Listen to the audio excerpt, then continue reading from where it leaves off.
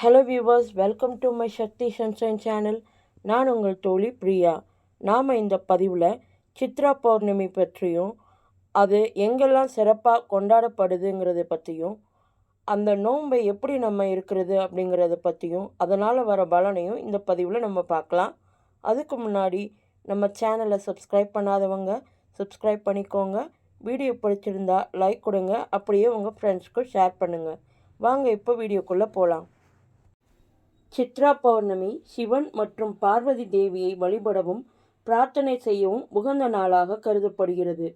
மேலும் மக்கள் விரதம் அனுசரித்து கடவுளுக்கு சிறப்பு பிரசாதம் தயாரிக்கிறார்கள். சித்ரா பௌர்ணமியின் முக்கியத்துவம் மற்றும் அன்று செய்ய வேண்டியவை என்னவென்று இப்பதிவில் நாம் பார்க்கலாம். நமது கலாச்சாரத்தில் பலவிதமான பண்டிகைகள் கொண்டாடப்படுகின்றன. ஒவ்வொரு சமயமும் பலவித பண்டிகைகள், பூஜைகள், விரதங்கள், திருவிழாக்கள் என பல சுப நிகழ்ச்சிகள் நடைபெறுகின்றன. அந்த வகையில் தமிழ் புத்தாண்டு பிறந்தவுடன் வரும் ஒரு முக்கிய பண்டிகை தான் சித்ரா பௌர்ணமி. இது சித்திரை மாதம் வரும் பௌர்ணமி நாளில் கொண்டாடப்படுகின்றது. காலப்போக்கில் இந்த பண்டிகையை கொண்டாடும் விதம் மாறினாலும் கிராமப்புறங்களில் இந்த பண்டிகை இன்னும் அதே முக்கியத்துவத்துடன் தான் கொண்டாடப்படுகின்றது. சித்ரா பௌர்ணமி அன்று வீட்டில் வழிபாடு செய்வதுடன் ஆலயங்களில் சென்று வழிபடுவதும் மிக அவசியம். இந்த நாளில் கோயில்களின் சக்தி அதிகரிப்பதாகவும் தெய்வங்களின் வீரியம் வீறு கொண்டு வெளிப்படுவதாகவும் ஐதீகம். இந்த நாளில் ஆலயம் சென்று வணங்கினால் நம் பிரார்த்தனைகள் கண்டிப்பாக நிறைவேறும் என கூறப்படுகின்றது. இந்த நாளில் கோயிலுக்கு செல்லும் போது அங்குள்ள நல்ல அதிர்வலைகள் நம் மீது பட்டு அதன் தாக்கத்தால் நம் வாழ்வின் நேர்மறை ஆற்றல் அதிகரித்து நமக்கு நல்வாழ்க்கை கிடைக்கும் என்பது நம்பிக்கை. கோவிலுக்கு செல்ல முடியாதவர்கள் தங்கள் வீட்டு பூஜை அறையே கோவிலாக கருதி பிரார்த்தனை செய்யலாம். அதிகாலையில் குளித்து பூஜை அறையில் விளக்கேற்றி தெய்வங்களின் படங்களுக்கு பூச்சூட்டி சர்க்கரை பொங்கல், தயிர் சாதம், எலுமிச்சை சாதம் போன்ற கலந்த சாதங்களை நெய்வேத்தியம் செய்து வணங்க வேண்டும். மற்ற நாட்களை விட ஆக்கப்பூர்வமான அதிர்வலைகள் அதிகம் இருக்கும் சித்ரா பௌர்ணமி அன்று வீட்டில் செய்யப்படும் பூஜைக்கு பல மடங்கு வீரியம் இருக்கும். இன்று செய்யப்படும் பூஜையின் பலனும் பன்மடங்காக இருக்கும். தமிழர்களின் மாதம் சூரியனை அடிப்படையாக கொண்டது. சூரிய பகவான் ராசி மண்டலத்தின் முதல் ராசியான மேஷ ராசியில் சஞ்சரிக்கும் காலமே முதல் மாதம் என்றாலும் மாதங்களின் பெயர்கள் பெரும்பாலும் சந்திரனை அடிப்படையாக கொண்டவை. எந்த நட்சத்திர நாளில் பௌர்ணமி வருகிறதோ அந்த நட்சத்திரத்தின் பெயரே பெரும்பாலும் அந்த மாதத்தின் பெயராக இருக்கும். குறிப்பாக முதல் மாதத்தில் பௌர்ணமி வரும் நட்சத்திரம் சித்திரை. ஆதலால் அந்த மாதம் சித்திரை எனப்பட்டது. நிலா காலங்கள் எல்லாம் விழாக்காலங்களாக கொண்ட தமிழர்கள் சித்ரா பௌர்ணமியை கொண்டாடினார்கள். திருச்சி மலைக்கோட்டை கோயிலில் ராஜராஜ சோழனின் 10ஆம் ஆண்டு கல்வெட்டில் சித்ரா பௌர்ணமிக்கு நிபந்தம் கொடுத்த குறிப்பு உள்ளது. இதன் மூலம் தமிழர்கள் தொன்று தொட்டு சித்ரா பௌர்ணமி வழிபாட்டை மேற்கொண்டு வருகிறார்கள் என்பதை அறிய முடியும். சூரியனின் மறைவும் சந்திரனின் உதயமும் பெரும்பாலும் ஒரே நேரத்தில் நிகழும் நாள் இது. அதனால் அந்த எழிலை காணவே பலரும் கன்னியாகுமரிக்கு செல்வது உண்டு. இந்த நாளில்தான் அழகர் ஆற்றில் இறங்குவார். மக்கள் வைகையின் நதிக்கரை ஓரங்களில் எல்லாம் விழா கொண்டாடுவார்கள். சித்ரா பௌர்ணமி அன்று மதுரை கள்ளழகர் வைகை ஆற்றில் இறங்கி மண்டுக மகரிஷிக்கு அருள் புரியும் வைபவம் நடக்கிறது. சித்ரா பௌர்ணமி நாளில் காஞ்சிபுரம் ஸ்ரீ வரதராஜ பெருமாள் நடவாவி என்னும் கிணற்றுக்குள் எழுந்தருள்வார். ஸ்ரீ ராமநாஜருக்கு வரதராஜ பெருமாள் காட்சியளித்து அருள் பாலித்த வைபவத்தை கொண்டாடும் விதமாக இந்த திருவிழா நடந்து வருகிறது.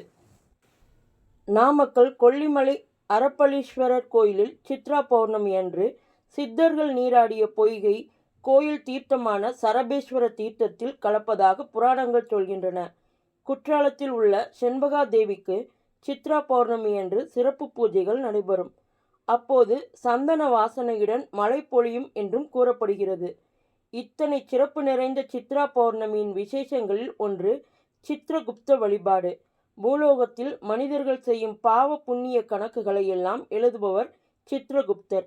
பார்வதி தேவி வரைந்த சித்திரத்திலிருந்து பிறந்தவர் என்பதால் அவருக்கு சித்ரகுப்தர் என்ற பெயர் ஏற்பட்டது. இந்த நாளில் சித்ரகுப்தரை வழிபாடு செய்து வணங்கினால் அவர் நமக்கு எளிய முறையில் சிவனருளை அடைய வகை செய்வார் என்பது நம்பிக்கை. இந்த நாளில் அந்த காலத்தில் பூஜை அறையில் ஓர் ஓலைச்சுவடியில் சித்திரகுப்தன் படி அளக்க என்று எழுதி வைத்து வழிபாடுவார்களாம். இன்று நாம் அதை ஒரு நோட்டில் எழுதி வைத்து வணங்கினால் விரதமிருந்து மாலையில் பூஜை செய்வதும் விசேஷம். இந்த நாளில் செய்யும் தானம் சிறிதளவாக இருந்தாலும் அதன் பலன் மழையளவாக திரும்ப கிடைக்கும் என்பது நம்பிக்கை. எனவே தவறாமல் தானம் செய்து வழிபாடு செய்ய வேண்டிய நாள் இதுவாகும். காஞ்சிபுரத்தில் ராஜவீதியில் சித்திரகுப்தர் கோயில் இருக்கிறது. இந்த கோயில் கைலாசநாதர் கோயிலுக்கும் வைகுண்ட பெருமாள் கோயிலுக்கும் இடையில் அமைந்திருப்பதே ஒரு குறிப்பு என்பார்கள் அடியவர்கள். அதாவது அவரவர் செய்யும் பக்திக்கு ஏற்ப கைலாயத்துக்கோ வைகுண்டத்துக்கோ அனுப்பி வைப்பவர் இவரே என்கிறார்கள். அவரை பற்றி குறிப்பிடும்போது கையில் எழுத்தாணியும் ஓலைச்சுவடியும் கொண்டவர் சித்திரகுப்தர் என்று சுட்டப்படுகிறார். கர்ணாம்பாள் இவரது மனைவியின் பெயர். காஞ்சிபுரம் கோயிலில் இவர் கர்ணாம்பாள் சமேதராக காட்சி கொடுக்கும் உற்சவமூர்த்தி உள்ளது. கர்ணம் என்றால் கணக்கு பிள்ளை என்பார்கள். கர்ணத்தின் மனைவியாதலால் இவரை கர்ணாம்பாள் என்கிறார்கள். திருவண்ணாமலையில் சித்திரகுப்தன் விசித்திரகுப்தன் ஆகிய இருவருக்கும் சந்நிதி அமைந்துள்ளது.